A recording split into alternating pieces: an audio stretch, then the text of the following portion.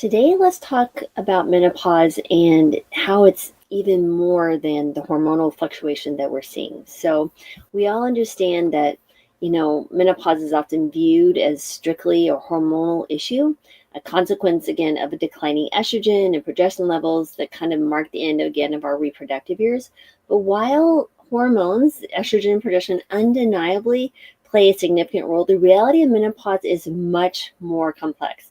It's more than just hormones. It's about the body, the mind, and the environment and how they interact really during this transition. So that's what we're going to talk about today. So if you're new to the channel, I'm Dr. Lori Marvis. I'm a board certified family and lifestyle medicine physician, and also I'm a menopause certified practitioner. Yes, that is a thing.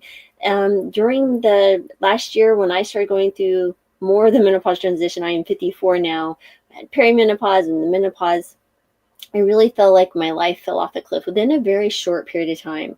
And I really went through a phase of understanding how I needed to get back on track, and I did. And so this is where I really dove into the menopause research and trying to further help my patients, which majority, 90% are female in this age called middle age. And so that is how this all began. And so I'm happy to share with you too. Below, there's some links about a menopause quiz we'll get to in a minute, and my free webinar, How to Master Menopause and Feel Fabulous. So if you're so inclined, check that out. But we'll talk a little bit more about that in a minute. But now let's talk about why menopause is more than just hormones. Again, kind of like we mentioned before, the hallmark of menopause is when you get this gradual decline in estrogen and progesterone levels. The hormonal shifts are very responsible for some very well-known symptoms like hot flashes, night sweats, vaginal dryness, and irregular periods. But they also contribute to less obvious issues such as bone density loss, increased cardiovascular risk, and changes in your skin elasticity. However, focusing solely on hormones oversimplifies our experience. Menopause also involves changes in your brain chemistry, your lifestyle, and emotional health, making it really just kind of this multi-dimensional transition. So let's talk about the brain's role in menopause. So hormones like estrogen and influence neurotransmitters such as serotonin and dopamine, which regulate mood and cognitive function. So as your estrogen declines, many women experience symptoms like anxiety, depression, memory lapses, and difficulty concentrating, commonly referred to as brain fog.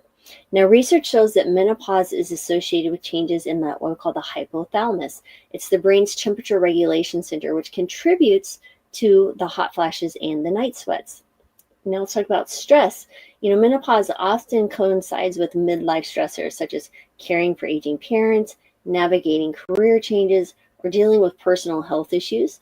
Chronic stress can absolutely exacerbate menopausal symptoms by increasing cortisol levels, which further disrupts hormonal imbalance and amplifies all those feelings of fatigue, anxiety, and irritability. Now let's talk about lifestyle and the environment and how they matter. First of all, diet and nutrition. Okay, what you eat can profoundly influence how your body navigates menopause. Diets rich in refined sugars and processed foods can absolutely worsen symptoms like mood swings and fatigue, while nutrient-dense foods like those dark green leafy veggies, legumes, omega-3 fatty acids can really help mitigate them. Right. Also, phytoestrogens found in foods like soy products, soybeans, tempeh, tofu, and flax seeds mimic but also compete with our natural estrogen in the body and may help reduce hot flashes and other symptoms. I have a whole nother video on soy if you're interested in learning more about how soy can benefit you during this menopausal transition time. Next is physical activity. Regular exercise is another critical factor. Physical activity improves your mood, it supports your bone health, and helps regulate weight, which can shift during menopause due to hormonal and your metabolic changes. So resistance training, very important. Yoga and aerobic activities all have been shown to alleviate symptoms and enhance your overall well-being. Next is sleep quality. Sleep disturbances, often caused again by night sweats or insomnia, are one of the most disruptive menopausal symptoms. So there are some lifestyle adjustments like practicing good sleep hygiene, avoiding caffeine or alcohol later in the day, and creating a calming bedtime routine can really have a significant difference. And I'd also like to highlight how exercise also will help you get a better night's sleep. Yesterday, I rode kind of like those little hybrid bicycles, 26 miles. First time I've been on a bike in a while. But boy, I slept soundly last night. I have a little ultra human ring, and it was like I was in deep, nice sleep for quite a bit. Got some nice cycles, full cycles of sleep. So we can talk about sleep at another time, but I just wanted to highlight these things often feed into each other.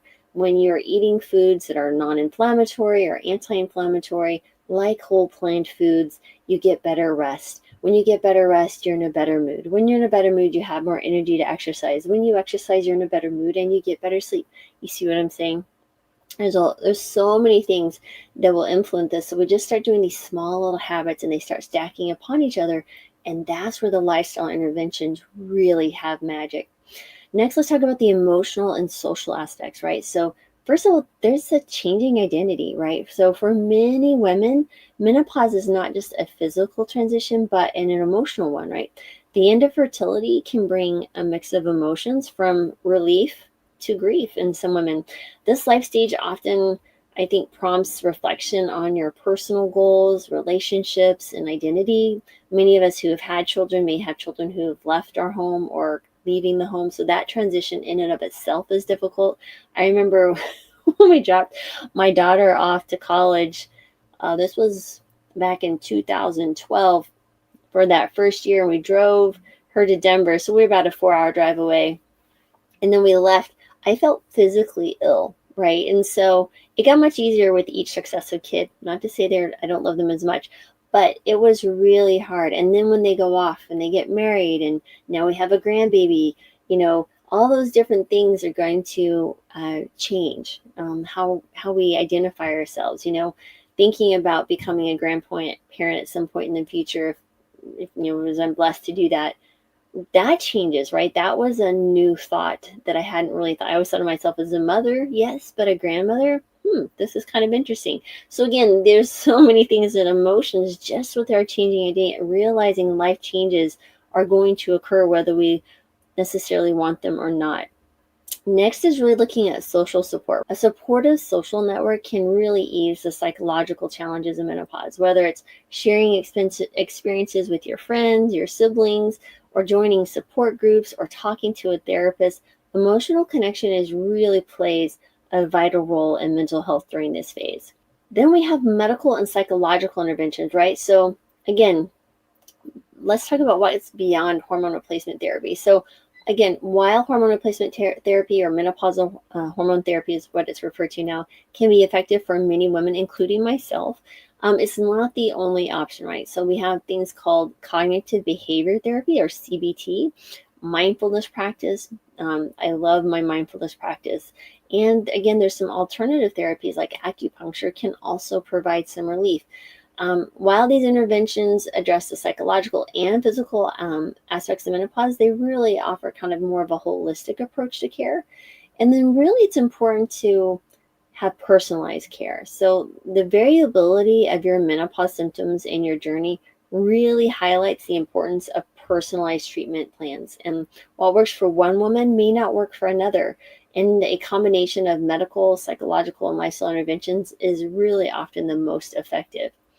So how do you know even where to start? Well, I created, it's called the Menopause Impact Quiz, right? So if you're wondering how this transition of perimenopause, menopause is affecting your life, you can take the Impact Quiz to better understand your symptoms and their impact on your overall well-being. So it's quick and it's insightful. It really helps you identify the areas in your life most affected by menopause and offer personalized guidance to help you thrive during this phase. So again, it's free. It's 10 questions. You just go through, answer them. You'll get graded according to the severity of your symptoms. And then based on those symptoms, I'm giving you 10 very specific things you can do to help feel better. And again, it's completely free. You don't have to enter any email or anything, but do take it and just start educating yourself on the different possibilities of what you can do.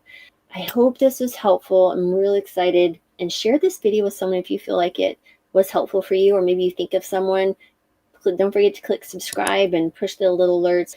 Thanks everyone for being here. As always, I'm appreciative of you and so grateful for you allowing me on your journey and being part of this community. Sending joy, love, and gratitude and healing your way, because yes, we all need more of that in our lives and in this world. So have a great day, everyone. All right.